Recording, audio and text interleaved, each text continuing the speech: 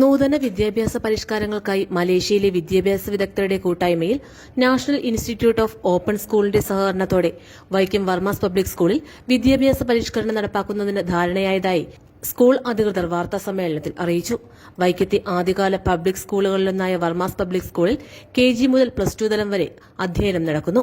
Malaysian വിദ്യാഭ്യാസ വിദഗ്ധരുടെ സഹകരണത്തോടെ നടപ്പാക്കുന്ന പരിഷ്കാരങ്ങളിലൂടെ വിദ്യാർത്ഥികളുടെ വിദ്യാഭ്യാസ നിലവാരവും ആശയവിനിമയ ഭാഷാ പരിജ്ഞാനം, നേതൃപാടവം തുടങ്ങിയവ അഭിവൃദ്ധിപ്പെടുമെന്ന് സ്കൂൾ അധികൃതർ പറഞ്ഞു. Social transformation, which means that especially when it comes to the Varma school, we need to thank Mr. Dinesh Verma for giving a great opportunity to collaborate with Varma public schools. And what we are going to do here is, one thing is, we are going to opt for the 100% scholarship, 100% fee waiver for the students who are all getting first rank holder, even the nearby schools. Whichever the school the students are studying nearby schools, they can come and join with us. We are going to give a free education for them the next year.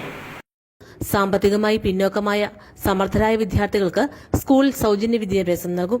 വാർത്താ സമ്മേളനത്തിൽ vibrant education learning technology CEO Senthil Annamalai, Varma's public school chairman Dinesh Varma, Arunkumar Ramdas, Dhanalakshmi, Varma's school principal R. Ranjith തുടങ്ങിയവർ സംബന്ധിച്ചു.